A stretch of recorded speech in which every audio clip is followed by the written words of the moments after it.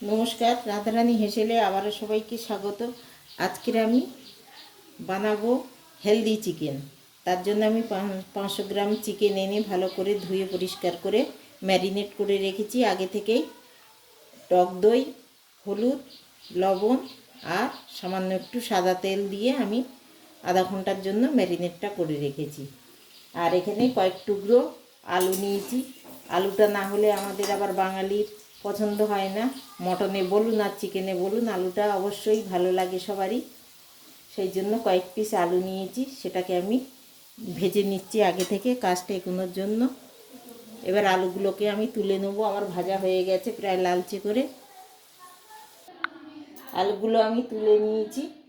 ফোড়নে দেবো জিরে, কটা গোলমরিচ, আর দেবো একটা তেজপাতা, আর দেবো কুচানো পেঁয়াজগুলো। খুব বেশি মশলাও লাগে না এতে, খুব কম মশলায় আমি এই রান্নাটা করব, যাতে এই গরমের দিনে কোনো অসুবিধে না হয় কারোর খেয়ে।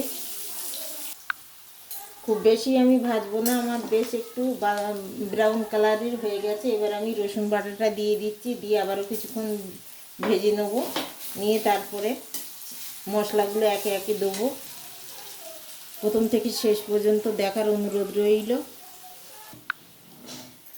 পেঁয়াজ রসুনগুলো আমার খুব সুন্দর করে ভাজা হয়ে গেছে। এবার আমি মশলা দিয়ে দেবো। 1 চামচ আদা বাটা, 1 চামচ জিরে, ধনে, গোলমরিচ বেটে রেখেছিলাম দিয়ে দেবো। কাঁচা পাকা লঙ্কা একটু বেটে রেখেছিলাম, সেটাও দিয়ে দিচ্ছি। আর দেবো কিছুটা টমেটো কুচিয়ে রেখেছিলাম, একটা টমেটো মিডিয়াম সাইজের, তাও দিয়ে দিলাম। দিয়ে আমার মশলাটা বেশ ভালো করে ভাজা হয়ে গেছে। এবার আমি চিকেনগুলো দিয়ে দেবো।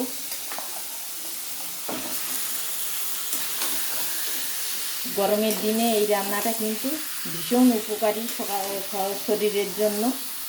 একদিন হলে এই রান্নাটা গরম ভাতের সঙ্গে খেয়ে দেখবেন।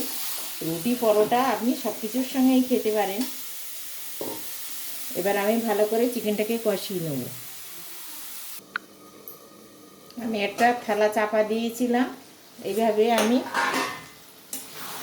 ঢেকে ঢেকে কিছুক্ষণ আমি কষিয়ে নিয়েছি। এবার আমি দিয়ে দেবো ভেজে রাখা আলুগুলো। এখানে আমি কোনো রকম শুকনো লঙ্কা ব্যবহার করব না, যেহেতু শুকনো লঙ্কা শরীরের পক্ষে ক্ষতিকর। কাঁচা লঙ্কাই আমি রান্না করব। আবারও কিছুক্ষণ আমি কষিয়ে নেব। দেখুন আমার একেবারে কষানো হয়ে গেছে, সাইড দিয়ে তেল ছাড়তেও শুরু হয়ে গেছে। তখনই বুঝতে হবে কষানোটা কমপ্লিট। এবার আমি কিছুটা গরম জল করে রেখেছি, সেটাই দিয়ে দেবো। দিয়ে আমি ঢেকে ঢেকে রান্নাটা করব।